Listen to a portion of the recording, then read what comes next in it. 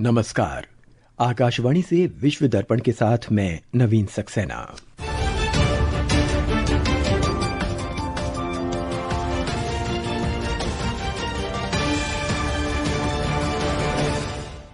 सरकार ने artificial intelligence से तैयार सामग्री की स्पष्ट लेबलिंग अनिवार्य बनाते हुए सूचना प्रौद्योगिकी विनियमों में बदलाव प्रस्तावित किया।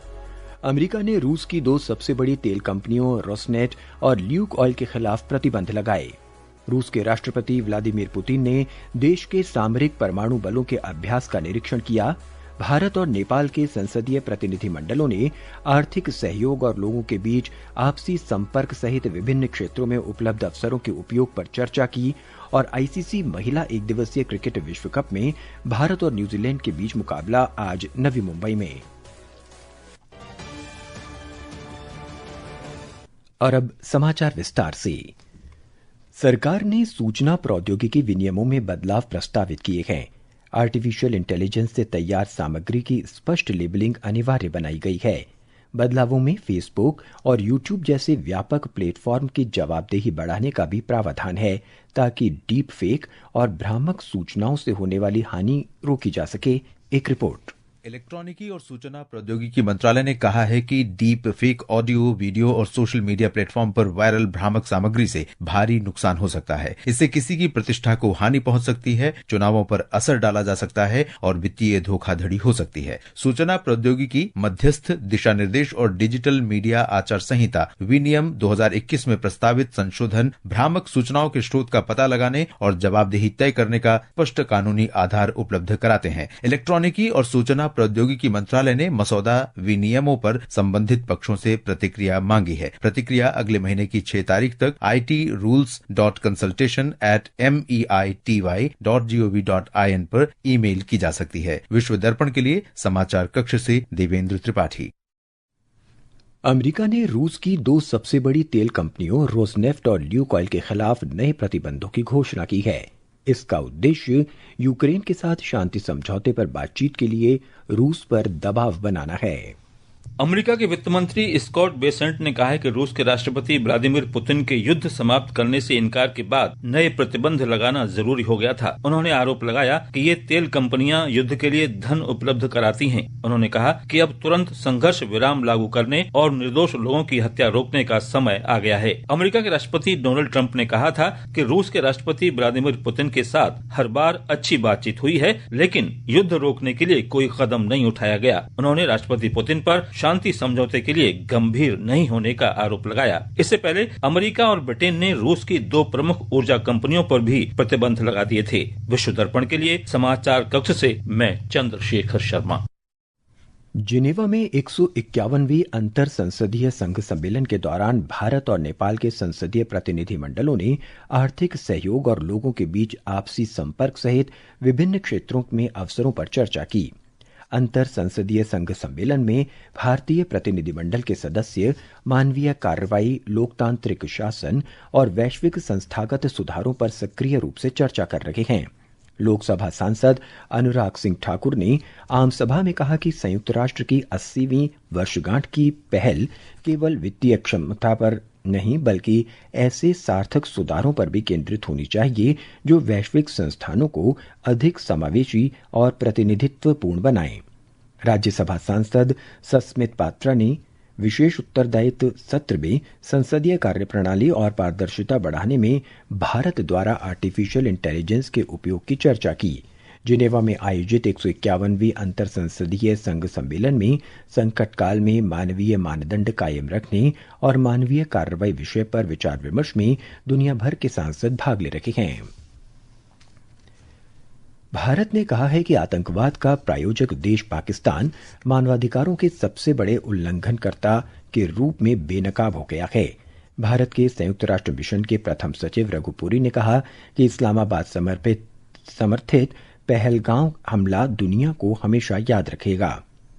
उन्होंने कहा कि अंतर्राष्ट्रीय समुदाय भारत के विरुद्ध पाकिस्तानी नीति के उपकरण के रूप में आतंकवाद के इस्तेमाल का साक्षी है। श्री पुरी ने महासभा की मानवीय मामलों से संबंधित तीसरी समिति में संवाद के दौरान ऑपरेशन सिंदूर को प्रासंगिक बताया। उन्होंने वैश्विक आतंकवाद के केंद्र पाकिस्तान को खुद अपना निरीक्षण करने की सलाह दी। श्री पुरी ने पाकिस्तान को सलाह देते हुए कहा कि वो अपनी सीमाओं के भीतर बच्चों की सुरक्षा के लिए कदम उठाए और सीमा के पार महिलाओं और बच्चों को निशाना बनाना बंद करे। विश्व दर्पण समाचार आकाशवाणी से प्रसारित किए जा रहे हैं। ताजा समाचार जानने के लिए आप हमारे social media handle x@AIR news Hindi को फॉलो कर सकते हैं। विश्व दर्पण में आपका फिर स्वागत है। रूस के राष्ट्रपति व्लादिमीर पुतिन ने देश के सामरिक परमाणु बलों के अभ्यास का निरीक्षण किया है। क्रेमलिन के कमान कक्ष से टेलीविजन पर अपने संबोधन में उन्होंने कहा कि सामरिक बलों का अभ्यास निर्धारित रूपरेखा के अनुसार संपन्न हुआ। अभ्यास के दौरान अंतर महाद्वीपीय बैलिस्टिक मिसाइल और क्रूज मिसाइलों का प्रक्षेपण किया गया। राष्ट्रपति पुतिन के निरीक्षण में संपन्न सामरिक परमाणु अभ्यास से रूसी सैन्य कमान की तैयारियों और नियंत्रण प्रणालियों तथा सैन्य कर्मियों के प्रचालनगत कौशल का परीक्षण हुआ। यमन की राजधानी सना में पिछले सप्ताह हूथी विद्रोहियों द्वारा बंधक बनाए गए 12 संयुक्त राष्ट्र कर्मियों को रिहा कर दिया गया है। संयुक्त राष्ट्र के विशेष दूत हैंस ग्रेनबर्ग के कार्यालय से जारी बयान में कहा गया है कि रिहा किए गए कर्मचारियों को कल संयुक्त राष्ट्र के विमान से वापस भेज दिया गया है। संयुक्त राष्ट्र के 53 अन्य कर्मी अब भी हूथी गुट के कब्जे में हैं। संयुक्त राष्ट्र महासचिव ने तुरंत और बिना शर्त इनकी रिहाई की अपील की है। अमेरिकी सेना ने कथित मादक पदार्थों की तस्करी कर रहे 8वें पोत को अंतर्राष्ट्रीय जल क्षेत्र में डुबो दिया है। अमेरिकी सेना के हमले में पोत पर सवार 2 लोग मारे गए हैं। अमेरिका के रक्षा मंत्री पीट हेग्सेट ने एक्स पर पोस्ट में बताया कि राष्ट्रपति डोनाल्ड ट्रंप के निर्देश पर घोषित आतंकवादी संगठन द्वारा प्रचालित पोत पर कोलंबिया प्रशांत तट के निकट यह हमला किया गया। इससे पहले सितंबर में अमेरिकी सेना दक्षिणी कैरिबाइड जल क्षेत्र में वेनेजुएला से अमेरिका में मादक पदार्थ ले जा रहे 7 पोत पर हमले कर चुकी है। ट्रंप प्रशासन ने भारतीय अमेरिकी सुरक्षा विशेषज्ञ पॉल कपूर को कल दक्षिण और मध्य एशियाई मामलों के लिए सहायक विदेश मंत्री के रूप में आधिकारिक रूप से नियुक्त किया। सीनेट द्वारा अनुमोदित 107 नामांकित व्यक्तियों में शामिल श्री कपूर भारत सहित दक्षिण और मध्य एशिया के प्रमुख देशों के साथ अमेरिका के राजनयिक संबंधों को देखेंगे। पॉल कपूर इससे पहले विदेश विभाग के नीति नियोजन स्टाफ में अपनी सेवाएं दे चुके हैं। नाइजीरिया में लासा बुखार से मरने वालों की संख्या बढ़कर 172 हो गई है। नाइजीरिया रोग नियंत्रण एवं रोकथाम केंद्र ने बताया कि इस वर्ष जनवरी से अक्टूबर तक 8041 संदिग्ध मामलों में से 924 मामलों की पुष्टि नहीं हो पाई है। राष्ट्रीय स्वास्थ्य एजेंसी ने बताया कि खराब स्वास्थ्य, कम जागरूकता और इलाज में लापरवाही से प्रकोप अफ्रीका में बढ़ रहा है। एजेंसी ने बताया कि मृत्यु दर पिछले वर्ष की तुलना में 1.6% बढ़ी है। आयु वर्ग 21 से 30 वर्ष के बीच लोग इस संक्रमण से अधिक प्रभावित हुए हैं। आईसीसी महिला एक दिवसीय क्रिकेट विश्व कप में आज भारत का सामना न्यूजीलैंड से होगा। मैच नवी मुंबई के डीवाई पाटिल स्टेडियम में दोपहर 3 बजे से खेला जाएगा। ये मैच दोनों टीमों के लिए महत्वपूर्ण है क्योंकि हारने वाली टीम टूर्नामेंट से बाहर हो जाएगी। कल रात इंदौर में ऑस्ट्रेलिया ने इंग्लैंड को 6 विकेट से हरा दिया। ऑस्ट्रेलिया और इंग्लैंड की टीमें पहले ही सेमीफाइनल में जगह पक्की कर चुकी हैं। और अंत में मुख्य समाचार एक बार फिर। सरकार ने आर्टिफिशियल इंटेलिजेंस से तैयार सामग्री की स्पष्ट लेबलिंग अनिवार्य बनाते हुए सूचना प्रौद्योगिकी विनियमों में बदलाव प्रस्तावित किए।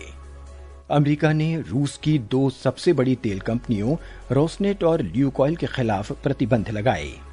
रूस के राष्ट्रपति व्लादिमीर पुतिन ने देश के सामरिक परमाणु बलों के अभ्यास का निरीक्षण किया।